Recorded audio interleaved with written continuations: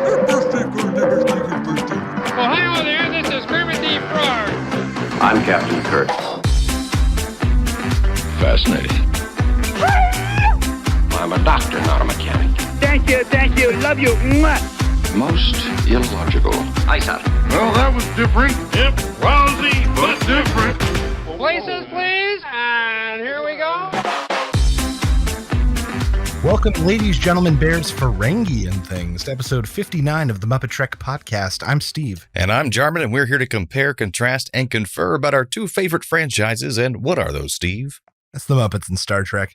We've been doing one-to-one reviews of the Muppet Show and Star Trek the Original Series. And tonight we're covering the Muppet Show with special guest star Marisa Berenson and the Star Trek Original Series episode, The Paradise Syndrome. So, who is this Marisa Berenson person, Steve? I have Marisa no idea. Berenson? And a few times they said it Marisa, so I'm honestly not 100% sure. It shows you how well we know who this person is. Well, she's an American model turned actress who got discovered as a teenager by Vogue magazine, appearing in multiple spreads, including a cover in July of 1970.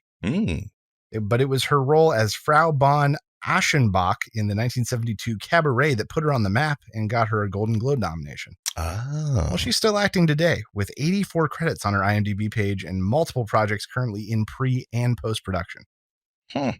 Crazy factoid about her, she was on a plane from Paris to New York City, September 11th, 2001, when it was diverted to Canada, Newfoundland, due to the 9/11 attacks. Wow. When she landed, she received a call from her daughter informing her that her younger sister, model, actress, and photographer Barry Berenson, was on American Airlines Flight 11, which was crashed into one of the Twin Towers. Oh my gosh, that's crazy. Just nuts. Yeah, the connection. What's she up to this week on The Muppet Show?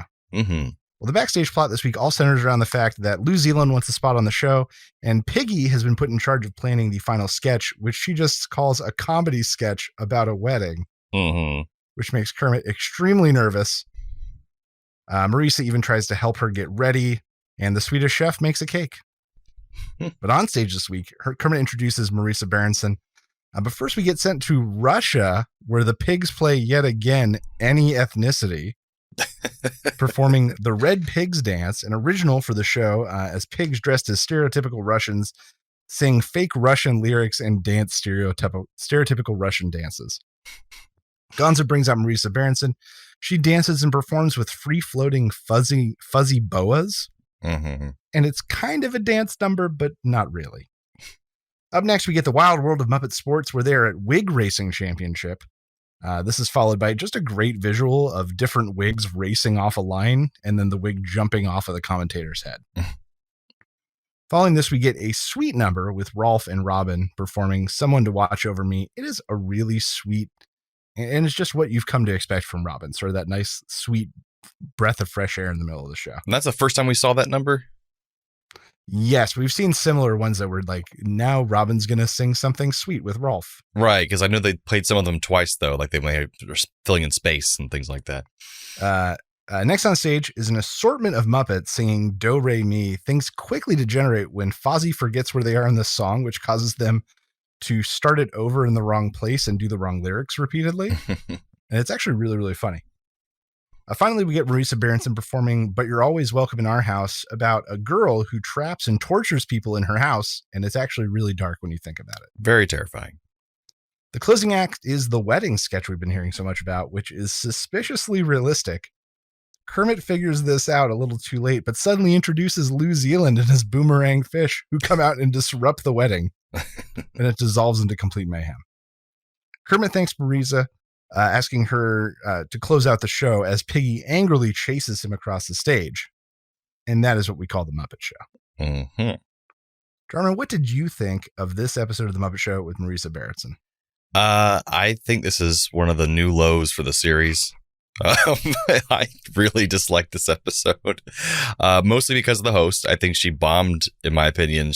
She didn't show anything of where she was actually exhibiting some kind of talent or speciality, leading me to believe at the time, before I got your rundown of what she's done and what she will do, that she wasn't an actress, a singer, or a dancer, just a model, because she didn't sing very well. She didn't act very well. I was just like, what is she supposed to be doing? That's good.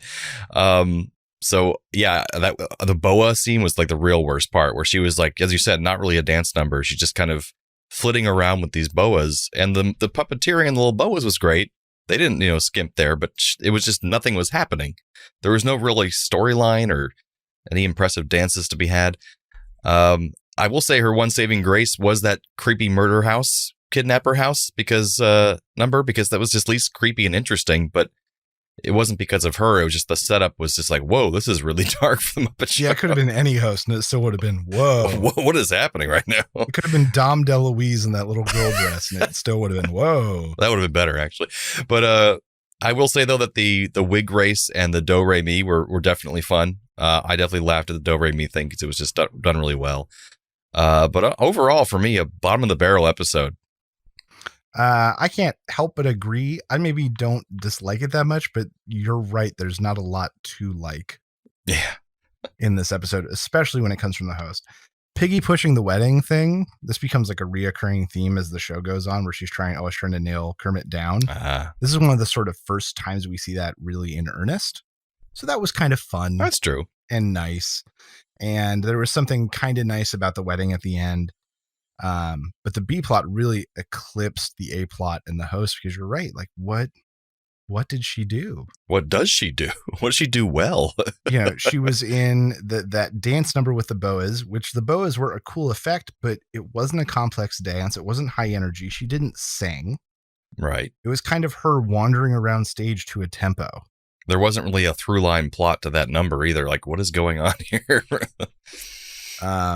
But yeah, I've got, and also I agree. Do-re-mi, it was such a simple sketch idea. Very but cute. Carried off so well. Like, someone gets lost in the middle of the song, and then suddenly everyone's off. And a great song to do that on, yeah. Otherwise, a very simple song. No, a near female near. But yeah, so I agree. She felt like kind of a throwaway, but sort of in the opposite way of Liberace. Right. Where all he did was his shtick. Whereas he had a shtick. Don't even know what her shtick was. Yeah, she didn't even have a shtick. No clue what she's even about from this episode. Yeah. So just one of examples of the host just really tanking the episode, and despite the best efforts of the Muppets. Yeah, I agree. So I don't know if this takes one of the bottom 3 spots, but it's certainly not making it to the top. Yeah, we'll see. I can confirm that. Music this week. Mm-hmm. The Red Pigs Dance. That is literally the name of the opening number. It was originally written for the show by Muppet Show music associate Derek Scott. He's also responsible for other originals like Pig Calypso. I remember that one. Sweet Tooth Jam. Borsalino, which was the Boas number, written as the main theme for a French gangster film of the same name. It was written by a guy named Claude Bolling, and Bolling composed music for more than 100 other French films. Jeez, it's a lot. Someone to Watch Over Me by the Gershwin brothers, from another musical I hadn't heard of called OK. After George Gershwin died suddenly from a brain tumor, Ira took 3 years of writing off. Took a bit of a hiatus before returning and teaming up with other writers to create some of his other classics. That makes sense. Do-Re-Mi from Rodgers and Hammerstein music, The Sound of Music. Hammerstein died only 9 months after The Sound of Music premiered. His last composition was Edelweiss, which was actually added like last minute in the rehearsals for the show. And when he passed away, all of Broadway turned off its lights for a full minute in recognition of his contribution. Love that song. You're Always Welcome to Our House, written by American creative Shel Silverstein. In a biography released after his death, it was revealed that he owned multiple homes, spent a lot of time at the Playboy Mansion, and slept with, and I quote, hundreds, perhaps thousands of women. Oh, Jesus. And he was a children's author, and he writes that disturbingly dark song and sleeps with thousands of women. Also, it was announced that much of his original material and recordings were lost in the 2008 Universal fire. Oh, so many were. Yeah. Also lost in that fire were original recordings from Elton John, Nirvana, and R.E.M. And Bing Crosby. Yeah. Man. Yeah. Son of a bitch. So, Darren, what did you think was the best Muppeteering moment this week? There are actually a lot of impressive coordinated Muppet moments, but I think it goes to, for me, because it was just the most fun and chaotic, was the end of the marriage number. The fish flying everywhere and people going nuts. And there's a lot of Muppets out there at one time, and pigs and frogs, just fish everywhere. And it was a lot of fun. So I think that is my favorite Muppetry moment. What about you? I've got to give it to the opening pig number, despite the fact that it was, we'll say, a little culturally insensitive and stereotypical. It had a lot of performers, and we got to see a lot of fun kind of dance moves. Yeah. And getting these pigs to do a lot of movement stuff that we don't always get to see. I will say they made a big mistake in that one. They left in the final cut, which is at one point the one puppet of the pig that has one foot up in the air and is spinning around, its head gets turned all the way backwards and it gets stuck that way. So it starts floating around the room with its head completely backwards. It was kind of creepy, actually. I love it. They might not have noticed. They just left it in. But yeah, so I've got to give it to the pig number just for the kind of crazy amount of movement we got to see. Yeah, that makes sense. So Jordan, tell us about this week's episode of Star Trek: The Original Series. All right, we got the Paradise Syndrome. And as soon as this started, I'm like, oh, this is the one where Kirk and the Native Americans. So yeah, okay, I got it. So basically, Kirk, Spock, and Bones are on an Earth-like planet, observing what life it has on it, because apparently it will soon be hit by a giant asteroid unless the Enterprise intervenes. So while they're exploring the gorgeous scenery and Kirk's saying how it's like Shangri-La there, they discover this weird obelisk with alien writing on it, and it looks way more advanced than the people that are currently living on the planet, who all resemble ancient Native Americans. And they mentioned that in the episode. They're about to transport back up to the ship to go after the asteroid to divert it from this planet. But Kirk goes to investigate the obelisk one last time, and he accidentally opens it and falls inside. And once he's in there, there's like a control room and all these like new fangled devices. And he touches a control panel and it zaps him, causing him to collapse and the obelisk to close. So Spock and Bones are now trying to find Kirk, but they're forced to leave if they're going to get to the asteroid in time with the Enterprise to knock it off course. So meanwhile, Kirk wakes up inside this obelisk and finds he has no memories of who he is or where he is. So he's able to exit the obelisk, but he immediately encounters two native women, and they take him to be a god because he's coming out of the obelisk, the symbol of their god. So they take him back to their tribe, and many of the others in the tribe are skeptical of Kirk being a god, but suddenly a boy is taken to them who apparently just drowned, and Kirk performs a rudimentary CPR on him. Very strange when he pushes his legs up. I guess that was the way they used to do it in the 60s. And he revives him. So now they're convinced that he's magical and he's a god. But with being their god, that means that he's in charge now, and he gets the promised wife of the tribe. So being the head person. And it's the sexy lady he met when he first came out of the obelisk. It's the same woman. But this pisses off the previous leader of the tribe, who is all set to marry her soon. But we'll get back to him later. So meanwhile, back on the Enterprise, they reach the asteroid, but are unable to deflect it off its path toward the planet. And in doing so, they also knocked out their warp drive. So the only thing they can do now is go as fast as they can on impulse engines back to the planet, and that will take 2 months. But during those 2 months on the planet, this Kirk with amnesia falls in love with Mirmani, I think her name was, the woman who he's promised to as the leader. And her previously betrothed tries to kill him and sees that Kirk bleeds, so he no longer believes that Kirk is a god. But then Mirmani announces that she is pregnant, and Kirk is just beyond happy. He's living his best life, and this is just going so good for him. But back in the Enterprise, Spock works around the clock, not sleeping, not eating, trying to figure out the alien language that was on the obelisk in hope that he can figure out what the heck it does. And he eventually figures out that the obelisk actually speaks with musical notes, and he believes that it is an anti-asteroid machine of sorts that protects the planet. But they need to go activate it if it's going to work, because apparently it's been deactivated.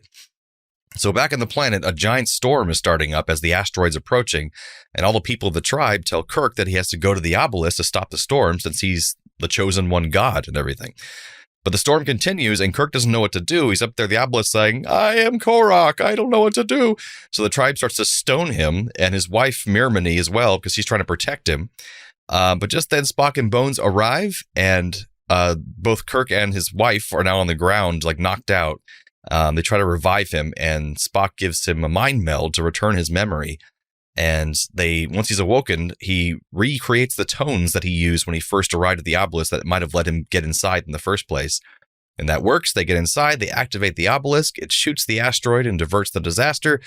But it's too late for Mirmani, his wife, and her baby, their baby, as Bones says her injuries are too great. And Kirk says his goodbyes to her and cries over her body as the credits roll.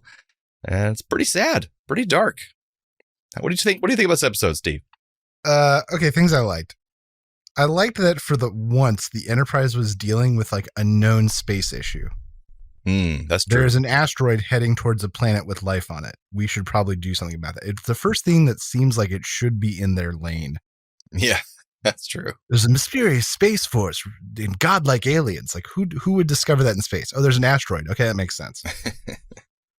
Now this is like an in hindsight kind of thing. The Native American depictions for the time were actually probably pretty tasteful and respectful, but not by today's standards. Well, especially because they're mostly played by white people in brown face. Right. I don't want to say that it was handled well, Yeah. but I think that it could have been handled a lot worse. Oh, yeah, it could have been worse. That's true. We got to see Shatner do a fight scene where he got to do his very unnecessary jump kick, which is one of my favorite Shatner moves. Spock was wrong for once. We don't get to see that very often when he like depletes their energy banks and burns them out trying to break the asteroid. Yeah. And he was wrong. And we don't get to see Spock wrong. It kind of affects him. He goes into a fugue, basically, trying to figure out what to do. They introduced a really big concept that I'm not sure if it goes anywhere later, but the preservers. Yeah, kind of. That result in like, you know, a bunch of the sentient humanoid-like species throughout the galaxy. It very much conflicts with another episode of Next Generation, so I'm curious to look into the nerds and see what they've come up with on that, because it definitely comes back up in a way. Yeah, I like that nothing is beyond Spock's reach. In that is like I think his music. Or you understand that I do have an excellent eye for musical notes. I was like, really? That's just on your list of things, Spock? Well, he's played that little sitar thing in many episodes. That's true, and they did bring it back this time for the first time in a while. Yeah, exactly. And the thing I liked, and you touched on this, it was huge stakes for Kirk, expanded over a much larger timeline than we've ever gotten before. Yeah, whole 2 months. A woman he genuinely loves and her unborn child, who he marries, not just a fling or infatuation or a quick kiss goodbye before he leaves the planet, but like a woman he fell in love with. Mm-hmm. So I don't know. I don't know if that was good or bad, but we've never experienced anything like that before. And I like the fact they took that time. They've never done that before at the credits, where it continues and it's just not just cutting away as the credits are rolling over him, just staring at her and just sad. And it affects him. And I was like, oh, that's actually a big change for Kirk, you know, and this episode means something. But of course, they don't mention this ever again in the rest of the series. But right. Yeah, it has an effect on him. You can tell. Which puts it very different in hindsight that in the third Star Trek movie, he loses his second child. That's true. Which is just nuts. Filled with tragedy. Things I maybe struggled with a little bit more or disliked. The solution that Spock came up with felt very anti-Star Trek. Like, all right, we're going to shoot the asteroid. And then if that doesn't work, we're going to really shoot it. It just felt dumb. Yeah. Kirk, his big arm smile when he's in front of the obelisk and the internal monologue. Well, there's a lot of monologuing, yeah. Put him over the top in a way that was not positive. Really out of character. The internal monologue especially really threw me. It's very different from other episodes. Because usually we get a captain's log, but he's actually recording that, supposedly. Right. Or just was just his inner thoughts. Right. I feel like they just didn't know how to do it without the captain's log. And they're like, we'll just do it anyway. What am I doing on this world? Where am I? There was just that great chance to have Shatner get his shirt off and chase a woman through the woods with no impact to the story. Everyone was asking for that. Yeah. The internal monologue thing was goofy. And I guess why did it take so little to convince these people who thought Kirk was a god into like booing and throwing rocks at him, trying to stone him? It all of a sudden he was being pelted with rocks. Turned on a dime. I was like, what the hell? And then in the same turned on a dime thing, as soon as Spock and McCoy beam down, all the Native Americans just run away. I mean, if that happened to me when I was an ancient civilization, I'd be scared shitless too. So it makes sense. I guess, but it was just one of those like, oh, they're gone, and I guess we don't have to worry about them anymore. Yep, bye. Yeah. Okay. Well, I guess glad that wrapped up nice and clean. And apparently no amount of technology in the Enterprise could save that woman who was just pelted with rocks. Like, yeah. and they don't mention her baby at all. He just mentions her literally name. Put Spock's brain back in his body a couple episodes ago. Yeah. And she got hit by a rock. Yeah. Internal bleeding just can't be cured in the future. Well, somebody was like, what are we gonna have a kid on the Enterprise? And some other writer went, nah, we'll just kill her. Yeah, it's like, or is he gonna leave her? That's also bad. It's like, so some ups and downs, some things we've seen in this episode that we've never seen anywhere else, but I'm not sure if that equates to a good episode or not. yeah, that's fair. So not bottom of the barrel, not top of the heap, but No, certainly not bottom of the barrel. yeah, I thought it was different enough to make it interesting. I'm upset about yet another episode where, oh, it's just like Earth, but it evolved the same way as Earth. That's kind of a thing that's happened too many times along with Space Brothers, but we'll let it pass. So some trivia for this episode, not too much of interest. We got the only episode in season 3 to be filmed on location and not entirely in the studio. So I hope you enjoyed it because it's the last time we leave the studio for the entire season. The characters on the asteroid destroying obelisk are the basis, like the characters that are written, like the letters, are the basis for the alphabet and characters used by the Predators of the Alien vs. Predator movie franchise. So okay. They adapted them from this episode. Interesting. Paradise Syndrome, though not officially recognized as a mental condition by psychologists, is a term conferred upon those who feel dissatisfied despite having achieved all their dreams. That's what Paradise Syndrome technically means. But here it's merely used to describe someone who is overworked and needing a break, which was, basically Kirk. I guess that explains it. Yeah. And the original script had the woman surviving with Kirk's child. And they apparently did change that, but originally it was going to be where she did survive with the kid, but I don't know what they were going to do after that, if they were going to have him just leave her or what, but that was a thing that could have happened. So what are our Trek connections, Muppet connections this time around? Well, for the first time in history, I found absolutely nothing. Oh my, are you kidding me? I am so sorry. I apologize to our audience who have come to expect it. I tried all my normal methods, all my normal avenues, and I found nothing. I think it's the first time in Muppet Trek history. Yeah, I found even tenuous stuff before, and I couldn't even find tenuous stuff. Most of the actors in this episode of Star Trek stopped acting in like the 70s and don't have recent credits, so it made it incredibly hard to do any sort of tangential tracking to like Next Generation or Voyage or any of those. It made it almost impossible. Well, folks, that if it was there, he could have found it because he's really good at this shit. The closest I could find is that Marisa Berenson and Leonard Nimoy both had movies out at approximately the same time. And so I found a newspaper article where those two movies were reviewed. Wow. Well, they were separate films, not there's your connection right there. Right. That was the best I could do. So I couldn't do it. Well, it's weird you couldn't do it because these are basically the same episode. So, I mean, yeah, I basically just watched one of them twice. So what similarities did you find between these two episodes? Both feature a marriage and or wedding with Kirk in Miramani. Yeah. And then Kermit and Piggy. Yeah, basically the same thing, but both have a woman who wants to live happily ever after with her husband, but it goes terribly wrong. Well, that's good. Yeah. I like that. Yeah. Both feature a random encounter at the beginning of the episode that ends up saving the day at the end. The obelisk diverting the asteroid and New Zealand breaking up the wedding. That's true. Robin the Frog just wants someone to watch over him, as he says in the song, just as the natives want their god to watch over them and protect them from asteroids. Very nice. That's all I had. That's all I had too. Oh, good. What's that? Transporter malfunction. So it's the part of the show where we transport one character from one episode to the other and vice versa. So what you got for us, Steve? Well, this week, MuppeTrek, I've got New Zealand replacing Salish. Jealous about Shatner getting his place in the show and then attacking him with boomerang fish. Nice. I have Captain Kirk comes over to play Louis Kaziger, the reporter on the wig race. Okay. So we could finally see Shatner's wig fly off at the end. Oh, that would be good. Shatner's toupee would finally be revealed at the end of that sketch. Trek to Muppets. I've got the Native Americans coming over to replace the Russian pigs. because it would be just about the same culturally stereotypical. Oh, yeah. And just about as offensive. True.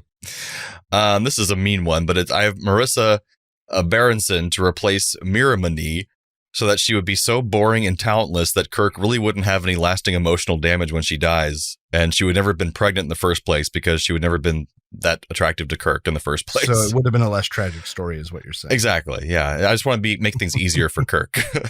That's fair. Yeah. So I think that brings us to the end of episode 59 of the MuppeTrek podcast. Join us next time for the Muppet Show with special guest Raquel Welch. And original series episode, And the Children Shall Lead. So from the lovers, the dreamers, and us. Live long and prosper, everyone. Thanks for listening to the MuppeTrek podcast. Be sure to follow us on social media on Facebook and Twitter. Subscribe to us on Apple Podcasts, YouTube, Spotify, or your favorite podcast platform. This podcast has been brought to you by A Play on Nerds.